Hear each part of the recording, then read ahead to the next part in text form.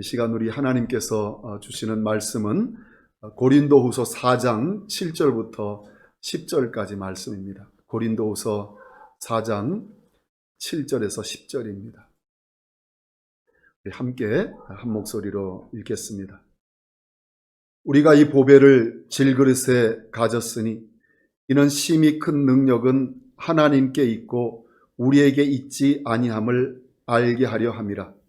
우리가 사방으로 우겨쌈을 당하여도 쌓이지 아니하며 답답한 일을 당하여도 낙심하지 아니하며 박해를 받아도 버림받지 아니하며 거꾸로 뜨림을 당하여도 망하지 아니하고 우리가 항상 예수의 죽음을 몸에 짊어짐은 예수의 생명이 또한 우리 몸에 나타나게 하려 함이라. 아멘. 오늘 본문은 바울의 삶이 어떤 모습이었는지를 우리에게 그려주고 있습니다. 사방으로 우겨쌈을 당하고 답답한 일을 당하고 박해를 받고 거꾸로 뜨림을 당합니다. 예수의 죽음을 몸에 짊어집니다. 그런데 바울이 지금 이렇게 말하고 있는 그 자신의 이 상황, 자신의 살아가는 삶의 이 모습은 재수가 없어서 당하는 상황이 아닙니다. 할 수 없어서 당하는 상황도 아닙니다. 원하지 않으면 피하면 되는 상황들입니다. 본문 앞에 부분이 그것을 말해줍니다. 1절에 그러므로 우리가 이 직분을 받아 긍휼하심을 입은 대로 낙심하지 아니하고 라고 말합니다. 주님이 맡겨주신 직분을 감당하기 때문에 온 상황입니다. 2절에는 이에 숨은 부끄러움의 일을 버리고 속임으로 행하지 아니하며, 그러니까 바울은 지금 정직하게 바르게 하려고 했기 때문에 겪고 있는 상황입니다. 또 그 다음에 하나님의 말씀을 혼잡하게 하지 아니하고 오직 진리를 나타내므로 하나님 앞에서 각 사람의 양심에 대하여 스스로 추천하노라 라고 합니다. 이 말씀은 하나님의 말씀대로 그대로 하려고 하니까 생긴 문제입니다. 실제로 이런 상황을 원하지 않아서 그것을 당하고 싶지 않아서 실제로 피한 사람들이 성경에 나옵니다. 마가 요한이 바울과 함께 선교하다가 힘들어서 그냥 중간에 돌아갔습니다. 그래서 그는 그 힘든 상황을 겪지 않았습니다. 데마는 세상을 사랑하여 바울을 버리고 데살로니가로 갔습니다. 그러므로 이런 상황을 원하지 않으면 이런 자리에 가지 않으면 됩니다. 사방으로 우겨쌈을 당하는 자리는 피하면 됩니다. 박해받을 만한 일을 하지 않으면 되고 거꾸로 뜨림을 당하고 예수의 죽음을 몸에 지는 일은 가까이 하지 않으면 되는 것이었습니다. 교회 생활, 신앙 생활도 그렇게 할 수 있습니다. 그런데 왜 바울은 이런 상황에 들어간 것입니까? 15절에 보면 답이 나옵니다. 이는 모든 것이 너희를 위함이니 많은 사람의 감사로 말미암아 은혜가 더하여 넘쳐서 하나님께 영광을 돌리게 하려 함이라 라고 바울이 말하고 있습니다. 고린도 교회 교인들을 위함이었습니다. 그들에게 감사가 넘치고 은혜가 더 넘쳐서 하나님께 영광을 돌리게 하려 함이었습니다. 그러면 한 걸음 더 나아가서 왜 그것을 원했고 이런 상황에까지 들어간 것입니까? 오늘 이 문제를 생각해 보려고 합니다. 인터넷에 보니까 어느 분이 기독교를 믿지 않아야 되는 10가지 이유들을 적어 놓았습니다. 글을 읽어보니까 유명한 사람들이 한 말을 10가지로 이렇게 모아 놓았습니다. 근데 그 10개 중에 두 번째 이유가 기독교는 사악한 신을 믿기 때문에 기독교를 믿지 말아야 된다라고 그는 적고 있었습니다. 거기 보니까 기독교 신은 잔인하고 복수심이 많으며 변덕스럽고 불공평한 끔찍한 성경을 지낸 존재다. 토마스 제퍼슨 미국 3대 대통령이 이런 얘기를 했다고 합니다. 또 그 다음에 사람은 그의 형상을 본떠 신을 창조했다. 야훼를 창조했다. 그러니까 편협함, 성차별주의, 동성애, 혐오감, 그리고 폭력. 마리 드 프랑스라는 프랑스의 여류 시인이 이렇게 말했습니다. 또 데이빗 밀스라는 과학 저술가는 종교가 사람들에게 가끔은 위안을 주기도 하지만 끔찍한 죄의식과 불안의 근원이 되는 경우가 더 많습니다. 하늘 위에는 모든 행동과 생각을 감시한다는 참견과 엿보기를 좋아하는 존재가 있어 만약 어떤 죄를 찾아내면 불이 활활 타오르는 고문실에 영원히 가두고 불태우겠다고 협박합니다. 이런 믿음이 위안이 될 수는 없겠지요. 이것이 불신자들의 눈에 비친 하나님의 모습입니다. 많은 사람들에게 하나님은 진노하신 모습, 죄에 대해서 분노하시는 모습의 신입니다. 사람이 하나님에 대해 이런 생각을 가지고 있는 것은 사실 놀랄 일이 아닙니다. 성경이 진노하신 하나님을 가르쳐주고 있기 때문입니다. 로마서 1장 18절에 하나님의 진노가 불의로 진리를 막는 사람들의 모든 경건하지 않음과 불의에 대하여 하늘로부터 나타나나니라고 말합니다. 이사야 33장 12절 13절은 너희 먼데 있는 자들아 내가 행한 것을 들으라. 너희 가까이에 있는 자들아 나의 권능을 알라. 시온의 죄인들이 두려워하며 경건하지 아니한 자들이 떨며 이르기를 우리 중에 누가 삼키는 불과 함께 거하겠으며 우리 중에 누가 영원히 타는 것과 함께 거하리요 하도다. 또 하박국 1장 13절에는 주께서는 눈이 정결하심으로 악을 참아보지 못하시며 패역을 참아보지 못하시거늘.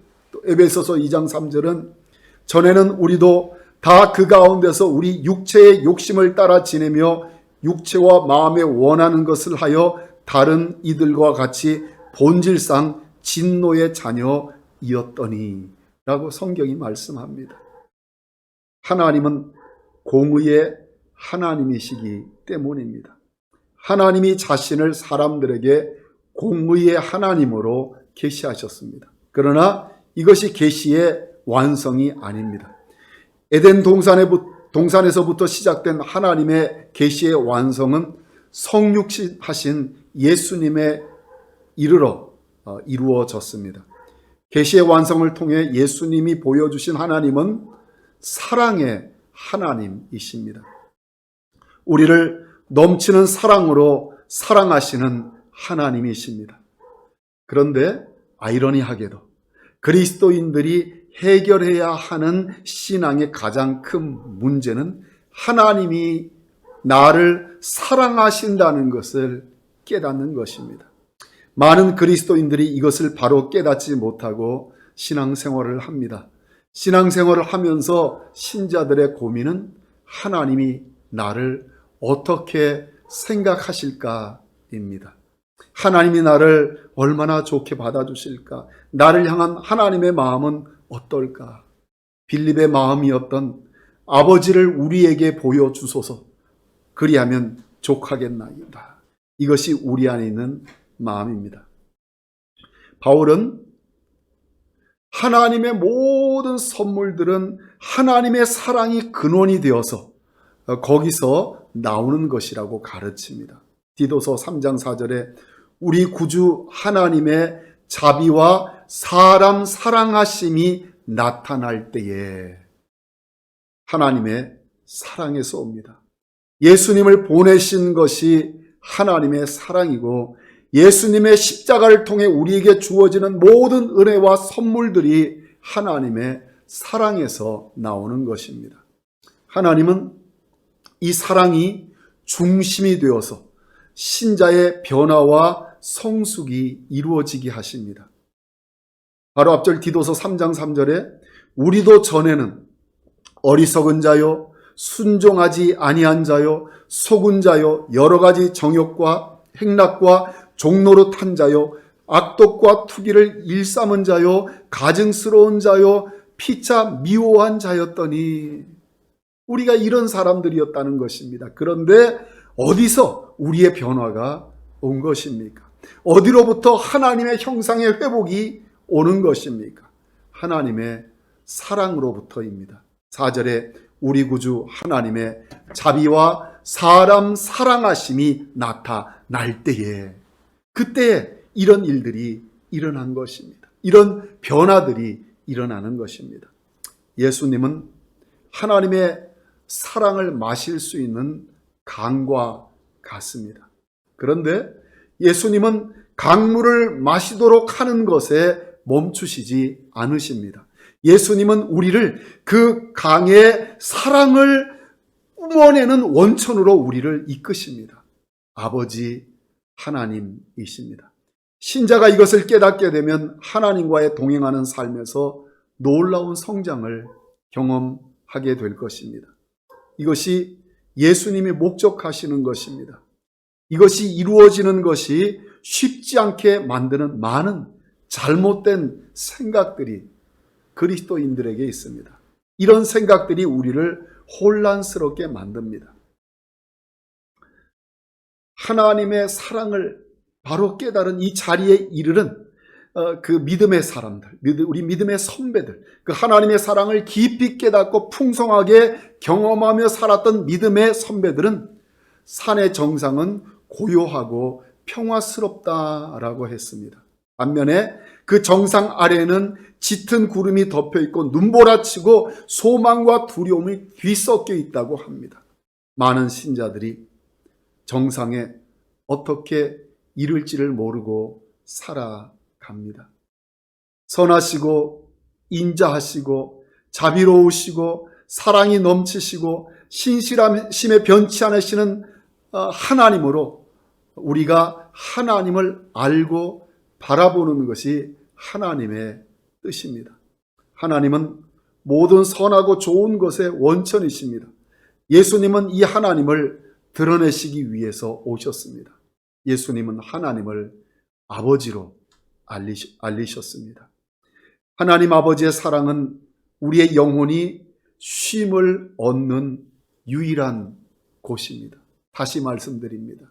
우리의 영혼이 쉼을 얻을 수 있는 유일한 곳이 하나님의 사랑입니다.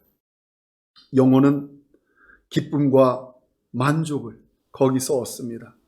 예수님을 믿는 믿음이 신자를 하나님의 마음 한가운데로 들어가게 합니다.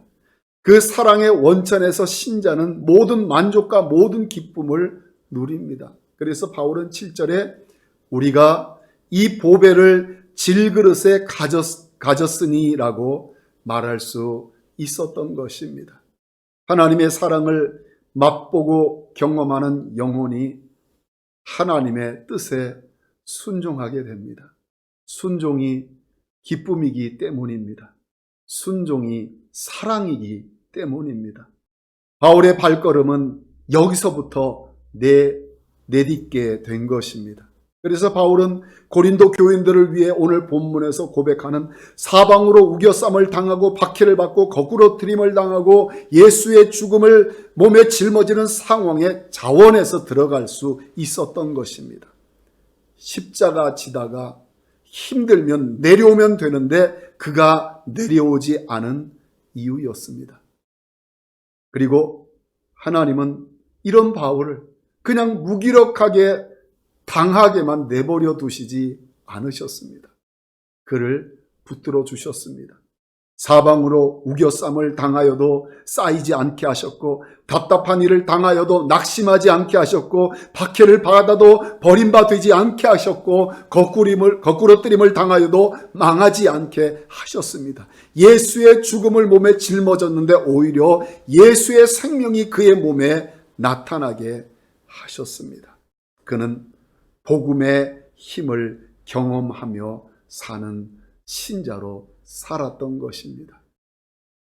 오늘 우리 하나님은 이 말씀을 통해서 하나님의 사랑을 우리가 더 깊이 알고 깨닫고 그 안으로 들어가라고, 그리고 그리로 오라고 우리를 초대하고 있습니다. 우리의 신앙생활이 신앙생활 될 수 있는 것은 우리가 복음의 힘을 경험하며 살 수 있는 능력 있는 신앙인으로 살 수 있는 이유는, 그것은 바로 우리가 그 하나님 사랑 안에서 쉼을 얻을 때입니다. 거기서 만족과 기쁨을 얻을 때, 거기서부터 믿음의 발걸음, 순종의 발걸음을 우리는 자원하는 마음으로 내디딜 수 있는 것이고, 십자가, 지기 싫어하는, 사람들이 지기 싫어하는 그 십자가를 하나님의 이 사랑의 강권함을 통해서 그것을 기꺼이 자원해서 질 수 있게 합니다. 그래서 우리가 경험한 그 하나님의 사랑을 우리뿐만 아니라 바울이 고린도 교회 성도들이 그 동일한 복을 누리기 위해서 그가 이런 상황 속에 들어갔던 것처럼 우리도 그런 삶을 살아갈 수 있는 것이고, 우리는 성경이 말씀하시는 복의 통로로서의 삶을 살 수 있게 되는 것입니다.